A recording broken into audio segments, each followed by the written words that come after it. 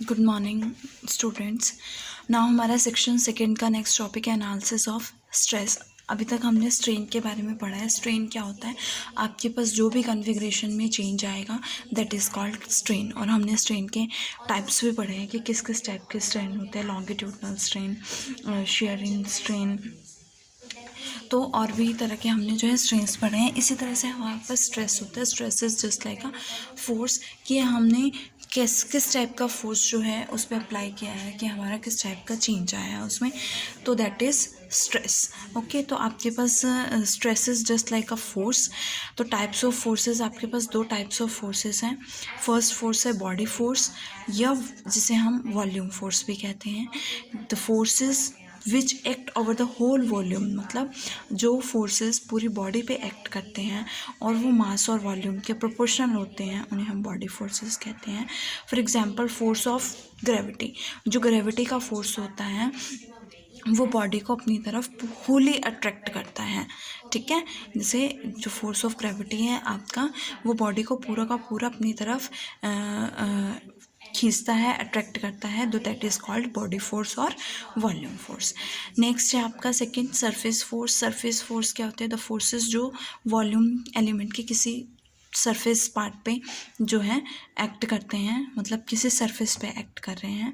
जैसे force exert by the liquid on the surface of solid body, कि जो force जो है वो लिक्विड के द्वारा एक्सर्ट किया गया है सॉलिड बॉडी के सरफेस के ऊपर, जब हम उसको लिक्विड में इमर्स्ड करते हैं ना। जब आपने देखा होगा, आपने ऑब्जर्व किया होगा कि जब भी हम सॉलिड बॉडी को लिक्विड बॉडी के अंदर डालते हैं तो अंदर डालने के लिए हमें एक प्रेशर की, एक फोर्स की ज़रूरत होती है। तो हम वो उसके अपर सरफेस पे जो फोर्स लगाते हैं that is called surface force, और this is example of surface force. Now इसमें अब हमारा फर्स्ट टॉपिक है स्ट्रेस वेक्टर। स्ट्रेस वेक्टर क्या होता है, एक हमने इलास्टिक बॉडी ली है including the region V, let that body, ये आपके पास बॉडी है, सपोज इस बॉडी का वॉल्यूम जो है वी है, by a closed surface S, और इसका सरफेस जो है एस है। Late P B any point inside the body, P हमने बॉडी के अंदर कोई भी पॉइंट लिया है, and consider a surface, surface element means हमने उस बॉडी का एक छोटा सा पोर्शन ले लिया, छोटा सा सरफेस ले लिया, और उस बॉडी का जो वो पोर्शन है उसका जो सरफेस है लेट दैट सरफेस भी डेल एस, और उसका जो वॉल्यूम है लेट दैट वॉल्यूम भी del B. The point, consider a surface element surrounding the point P of surface area del S and volume of this element is del V। और late new cap जो है इसका normal vector है, unit normal है, जो surface, मतलब जो surface का जो नॉर्मल है, नॉर्मल वेक्टर, हमने सरफेस का नॉर्मल वेक्टर न्यू कैप ले लिया है। तो let the forces acting on surface element be, तो जो फोर्सेस एक्ट कर रहे हैं सरफेस एलिमेंट पे वो क्या है, टी डेल एस है। ओके, तो इस केस में लिमिट डेल एस अप्रोच करेगा ज़ीरो को, और T del S upon del S हमारा क्या बनेगा, फोर्स बनेगा टी। इसको हम क्या बोलते हैं, स्ट्रेस बोलते हैं, स्ट्रेस वेक्टर बोलते हैं। अब हमारे पास टी रिप्रेजेंट कर रहा है surface force per unit area, की एक एरिया में, एक पर यूनिट एरिया में कितना फोर्स जो है वो अप्लाई किया गया है, तो टी वेक्टर जो है उससे रिप्रेजेंट कर रहा है एट द पॉइंट, किसी एक पर्टिकुलर पॉइंट एक्स आई, उस coordinates are x1 x2 x3। इसे हम क्या कहेंगे, स्ट्रेस वेक्टर कहेंगे। सो स्ट्रेस वेक्टर की वैल्यू आपके पास कैसे आई है, सरफेस फोर्स, सरफेस पे जो फोर्स लगा है upon area is called stress vector, और we can say that stress surface force is equals to stress vector into area.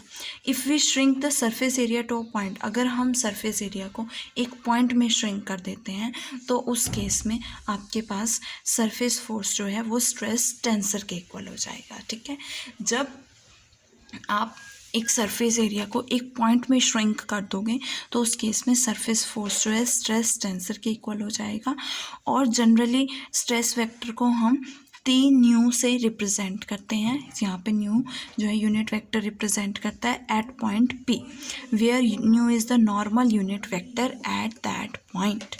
Okay, now when nu vector is along x1 axis, जब हम x1 axis के along new vector को लेंगे तो surface element जो होगा वो x1 एक्सिस के परपेंडिकुलर होगा, और हम स्ट्रेस वेक्टर को किससे रिप्रेजेंट करेंगे, t1 1 t, ये t वेक्टर हो गया और यहाँ पे 1 आएगा, ये न्यू 1 लिख सकते हैं। तो इसके जो कंपोनेंट्स होंगे, 3 कंपोनेंट्स होंगे, t1 1 t2 1 एंड t3 1, ये तीनों इसके t1 के कंपोनेंट्स होंगे along x1 axis, x2 axis and x3 axis. Similarly अगर न्यू वेक्टर t2 के अलोंग x2 एक्सिस के अलोंग है तो इस केस में t2 आएगा, और यहाँ से इसके कंपोनेंट्स क्या होंगे, t1 2 t2 2 t3 2। Similarly for t3, तो आपके पास t वेक्टर के कितने कंपोनेंट्स होंगे, 9 कंपोनेंट्स होंगे, वो क्या हो गया, t1। देखो जो आपका स्ट्रेस वेक्टर है आप उसको t11 t12 t13 ये सब भी ले सकते हो, और t11 t12 t13 भी ले सकते हो। कई बार एग्जामिनर क्या करते हैं, कई बार क्वेश्चन पेपर में आपके पास टो लिखा आ जाता है और कई बार टी भी आ जाता है। सो दिस इज सेम, ये t11 और ये t11 ये सब कुछ क्या है, सेम है। So we can also write t11 t12 t13 t21 t22 t33, और हम इसे इस तरह से भी राइट कर सकते हैं। ओके और अगर T J I is equals to tau J I के इक्वल है, देन टी आई किसके इक्वल होगा, tau I J E J cap के इक्वल होगा। Where first subscript indicate the coordinate axis normal to the element of area, कि जिस first जो subscript होगी, ये जो आपकी फर्स्ट सबस्क्रिप्ट है ये किसको डिनोट करती है, किस सरफेस के एरिया के अलोंग जो है वो नॉर्मल होगा on which the stress vector act कर रहा है, और सेकंड जो है वो कंपोनेंट के डायरेक्शन को रिप्रेजेंट करती है। ओके नेक्स्ट जैसे टी जे आई, आई क्या होता है आपके पास कि किस एक्सिस के अलोंग जो है यूनिट वेक्टर है, अगर x1 एक्सिस के अलोंग है तो यहाँ 1 आएगा और ये 1 बनेगा, और जे कि वो कौन सा कंपोनेंट है, पहला कंपोनेंट है, दूसरा कंपोनेंट है, तीसरा कंपोनेंट है। So we get tau I J. Now second topic है आपका स्ट्रेस टेंसर, जैसे tau I J is equals to T J I, हम इसको इस तरह से लिख सकते हैं, मैंने अभी बताया, are called the components of stress tensor, इसे हम क्या कहते हैं, स्ट्रेस टेंसर के कंपोनेंट्स कहते हैं, और दिस स्ट्रेस टेंसर को हम कोशी स्ट्रेस टेंसर भी कहते हैं। Let P of X be any point in the medium, हमने क्या लिया है, कोई भी पॉइंट लिया है इन एनी मीडियम, और टी वेक्टर जो है स्ट्रेस वेक्टर है, एक एलिमेंट पे एक्ट कर रहा है of surface at P point, जिसका नॉर्मल क्या है, न्यू है। Now draw through 3 planar elements parallel to coordinate planes, 3 planes हमने लिए हैं जो कोऑर्डिनेट प्लेन्स के पैरेलल हैं, और fourth plane A B C को नॉर्मल लिया है न्यू के and at a small distance, और पी से वो स्मॉल डिस्टेंस एच पर है। ओके अब ये 3 प्लेनर जो एलिमेंट्स हैं which are normally to x1 x2 x3 axis, B जो आपके 3 प्लेनर एलिमेंट्स हैं जो x1 x2 x3 एक्सिस के नॉर्मल है, वो कौन कौन से हमने ले लिए, P B C P A C and P A B respectively. और ये प्लेनर जो आपके पास ये जो प्लेनर एलिमेंट्स हैं इसमें जो T1 T2 T3 ये स्ट्रेसेस एक्ट कर रहे हैं फेस दिस PBC पर T1, PAC पर T2 एंड PAB पर T3, और ये कैसी फिगर है, टेट्राहेड्रन है PABC।